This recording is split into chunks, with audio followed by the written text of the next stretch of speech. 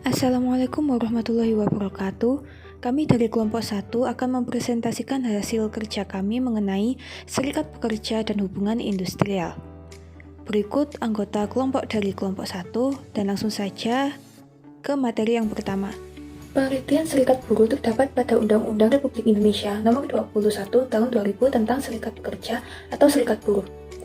Serikat pekerja atau serikat buruh merupakan organisasi yang dibentuk dari, oleh, dan untuk pekerja atau buruh, baik di perusahaan maupun di luar perusahaan, yang bersifat bebas, terbuka, mandiri, demokratis, dan bertanggung jawab guna memperjuangkan, membela, serta melindungi hak dan kepentingan pekerja atau buruh, serta meningkatkan kesejahteraan pekerja atau buruh dan keluarganya. Federasi Serikat Pekerja atau Serikat Buruh adalah gabungan serikat pekerja atau serikat buruh. Dan Konferensi Serikat Pekerja atau Serikat Buruh adalah gabungan Federasi Serikat Pekerja atau Serikat Buruh. Selanjutnya adalah asas, sifat, dan tujuan. Asas dari serikat pekerja yang pertama adalah serikat pekerja atau serikat buruh, federasi dan konfederasi serikat pekerja atau serikat buruh menerima Pancasila sebagai dasar negara dan Undang-Undang Dasar 1945 sebagai konstitusi Negara Kesatuan Republik Indonesia. Yang kedua, serikat pekerja atau serikat buruh, federasi dan konfederasi serikat pekerja atau serikat buruh mempunyai asas yang tidak bertentangan dengan Pancasila dan Undang-Undang Dasar 1945. Sedangkan sifat, serikat pekerja atau serikat buruh, federasi dan konfederasi serikat pekerja atau serikat buruh mempunyai sifat bebas, terbuka, mandiri, demokratis, dan tanggung jawab.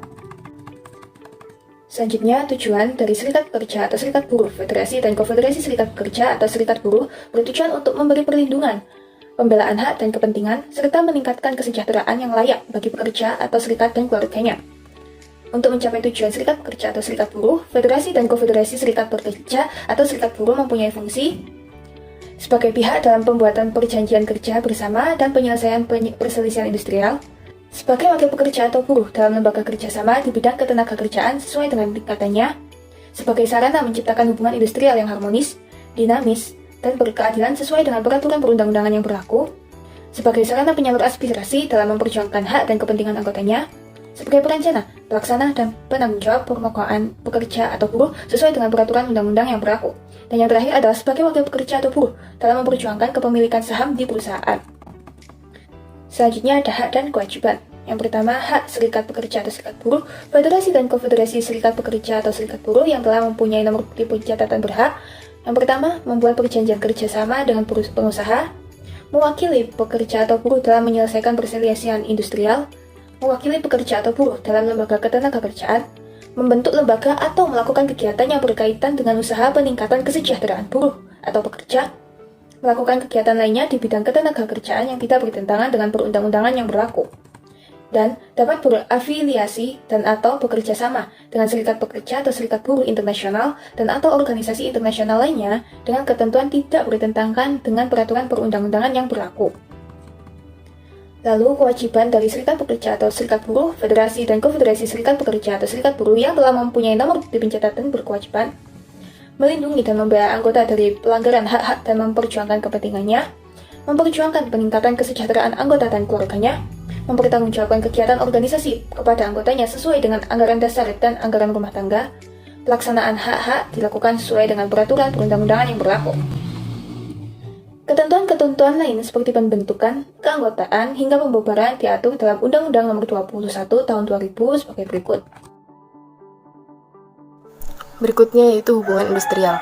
Pengertian lain hubungan industrial menurut Werther and Davis yaitu merupakan kebijakan dan praktik-praktik sumber daya manusia yang efektif yang memberikan posisi yang baik bagi organisasi untuk menjawab tantangan-tantangan yang muncul dari pekerja yang produktif, serikat pekerja, dan keterlibatan pemerintah. Selanjutnya yaitu kriteria pokok hubungan industrial. Yang pertama, adanya dua atau lebih aktor pelaku produksi barang maupun jasa, khususnya pekerja dan pengusaha, serta keterlibatan pemerintah. Pekerja dan pengusaha merupakan dua unsur utama, bahkan menjadi syarat pokok untuk terwujudnya sebuah hubungan industrial. Unsur-unsur yang lain merupakan tambahan dengan tingkat pengaruh yang berbeda secara relatif. Yang kedua yaitu, terjadi proses komunikasi berupa interrelasi, interaksi, interdependensi, dan mempengaruhi. Sehingga jika terjadi gangguan dan perubahan pada salah satu pihak, maka akan mempengaruhi hubungan industrial secara keseluruhan. Yang ketiga yaitu bersifat rasional, bahwa hubungan antara pekerja dan pengusaha dilandasi oleh keinginan untuk mencapai tujuan yang sama, yaitu perusahaan yang mampu bertahan tetapi sekaligus berkembang. Yang keempat yaitu terbentuk melalui proses perikatan. Hubungan pekerja dan pengusaha baru terwujud setelah melewati proses hukum, di mana satu sama lain saling mengikatkan diri untuk bekerja sama. Yang kelima yaitu menggunakan sistem representatif atau perwakilan. Hubungan antara pekerja dengan pengusaha idealnya merupakan hubungan yang bersifat langsung, melalui komunikasi yang juga bersifat personal dan langsung. Dalam jumlah yang terbatas, pola tersebut dapat dilakukan dengan efektif, tetapi dalam kondisi jumlah orang yang besar serta pola kerja yang rumit, maka akan lebih efektif apabila masing-masing pihak menggunakan sistem perwakilan, yaitu dengan membentuk serikat pekerja dan organisasi pengusaha. Melalui organisasi tersebut, masing-masing dapat mewakili kepentingan anggotanya, menyalurkan aspirasinya secara demokratis dengan mengutamakan dialog yang konstruktif. Selanjutnya yaitu prinsip-prinsip hubungan industrial. Yang pertama yaitu kepentingan bersama yang terdiri dari pengusaha, pekerja buruh, masyarakat, dan pemerintah. Pengusaha dan pekerja begitu pula pemerintah dan masyarakat pada umumnya sama-sama memiliki kepentingan atas keberhasilan dan keberlangsungan perusahaan. Oleh karena itu, pengusaha dan pekerja harus mampu untuk melakukan tanggung jawab secara maksimal dalam melaksanakan tugas dan fungsinya sehari-hari. Yang kedua yaitu kemitraan yang menguntungkan, terdiri dari pekerja buruh dan pengusaha sebagai mitra yang saling tergantung dan membutuhkan. Perusahaan merupakan sumber penghasilan bagi banyak orang. Semakin banyak perusahaan yang membuka usaha baru, maka semakin banyak pula kesempatan lapangan kerja yang akan memberikan penghasilan bagi banyak orang. Yang ketiga yaitu hubungan fungsional dan pembagian tugas. Pengusaha dan pekerja mempunyai hubungan fungsional dan masing-masing mempunyai fungsi dan tugas yang berbeda dengan pembagian kerja dan tugas. Yang keempat yaitu kekeluargaan. Pengusaha dan pekerja merupakan anggota keluarga perusahaan. Sebagaimana pola hubungan sebuah keluarga, maka hubungan antara pengusaha dengan pekerja harus dilandasi sikap saling mengasihi, saling membantu, dan saling mengerti. Yang kelima, penciptaan ketenangan berusaha dan ketentraman bekerja. Tujuan dari pembinaan hubungan industrial yaitu menciptakan ketenangan berusaha dan ketentraman dalam bekerja agar dapat meningkatkan produktivitas perusahaan. Yang keenam yaitu peningkatan produktivitas, dan yang ketujuh yaitu peningkatan kesejahteraan bersama. Peningkatan produktivitas, perusahaan harus mampu meningkatkan kesejahteraan bersama, yaitu kesejahteraan pengusaha maupun pekerja. Dan berikutnya yaitu sarana dalam hubungan industrial. Yang pertama ada serikat pekerja atau serikat buruh, yang kedua serikat organisasi pengusaha, yang ketiga lembaga kerja sama bipartit, yang keempat lembaga kerja sama tripartit, yang kelima peraturan perusahaan, yang keenam perjanjian kerja bersama, yang ketujuh peraturan perundang-undangan ketenaga kerjaan, dan yang terakhir yaitu lembaga penyelesaian perselisihan hubungan industrial.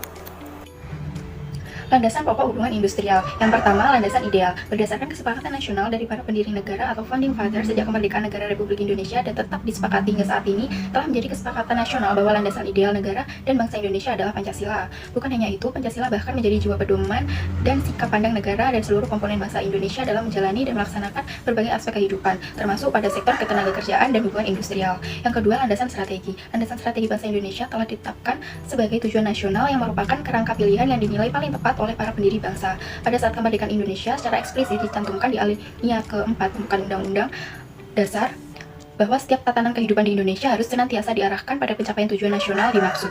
Demikian juga dalam tatanan ketenagakerjaan dan hubungan industrial. Yang ketiga, landasan konstitusional. Landasan konstitusional dalam penyelenggaraan pembangunan sektor ketenagakerjaan di Indonesia diatur secara eksplisit di dalam batang tubuh Undang-Undang Dasar 1945 Pasal 27 Ayat 2 yang berbunyi setiap warga negara berhak atas pekerjaan yang layak bagi kemanusiaan. Yang keempat, landasan operasional. Landasan operasional pembangunan ketenagakerjaan diatur melalui Undang-Undang Nomor 13 Tahun 2003 tentang ketenagakerjaan. Yang kelima, landasan yuridis. Sebagaimana halnya sifat spesifik dari hukum perburuhan, di dalam hubungan industrial terdapat tiga dimensi hukum yang mengatur di dalamnya, yaitu yang pertama hukum perdata, merupakan landasan bagi proses perikatan yang bernama perjanjian kerja untuk terwujudnya hubungan kerja, dengan mengacu pada Kitab Undang-Undang Hukum Perdata atau KUH Perdata buku 3 Titel 7A tentang perjanjian kerja. Yang kedua, hukum publik. Sebagaimana halnya asas hukum keperdataan bahwa pihak-pihak yang melaksanakan perjanjian diasumsikan berada dalam posisi sejajar atau horizontal serta memiliki kedudukan dan posisi tawar atau bargaining position yang seimbang. Yang ketiga, hukum internasional. Selain hukum-hukum nasional, baik perdata maupun publik, eksistensi dan proses hubungan industrial juga diatur oleh hukum internasional yang ditetapkan oleh Organisasi Perburuhan Internasional. Selanjutnya studi kasus, wacana pemotongan gaji karyawan PLN. Sebagaimana diketahui telah terjadi pemadaman listrik di beberapa wilayah di Jakarta hingga beberapa daerah lainnya. Insiden ini sempat membuat kacau, apalagi sampai mengakibatkan MRT tidak bisa beroperasi.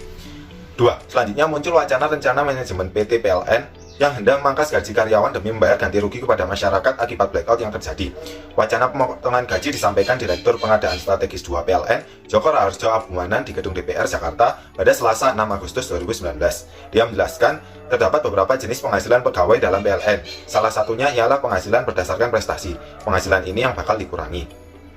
Selanjutnya, wacana pemotongan gaji tentu mendapat penolakan dari pihak karyawan dan serikat. Hal ini dinilai tidak adil jika dilihat dari sudut pandang internal dan eksternal. Dari sudut pandang internal, apabila terjadi kesalahan dalam sebuah perusahaan, tidak sepatutnya hukuman juga diberikan kepada karyawan yang tidak melakukan kesalahan.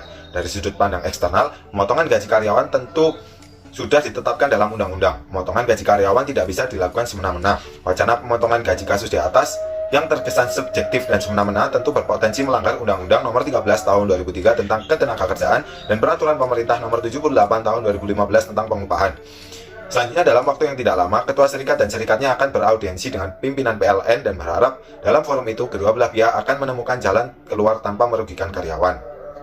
Pada akhirnya, PLN memastikan tidak ada kebijakan pemotongan gaji karyawan terkait insiden pemadaman yang lalu. Namun, PLN tetap akan memberikan kompensasi sesuai dengan aturan yang berlaku menggunakan dana internal PLN. Kompensasi akan dibayarkan pada bulan depan dari total tagihan untuk prabayar dilakukan saat isi token. Dalam kasus ini, dapat kita lihat peran serikat pekerja tidak hanya sebagai perwakilan pekerja apabila terjadi perselisihan dengan perusahaan, tetapi juga berperan melakukan upaya preventif mencegah terjadinya perselisihan sebagaimana fungsi serikat pekerja, yaitu sebagai sarana penyalur aspirasi dalam memperjuangkan hak dan kepentingan anggotanya. Sekian apa yang bisa kami sampaikan, kurang lebihnya mohon maaf. Wassalamualaikum warahmatullahi wabarakatuh.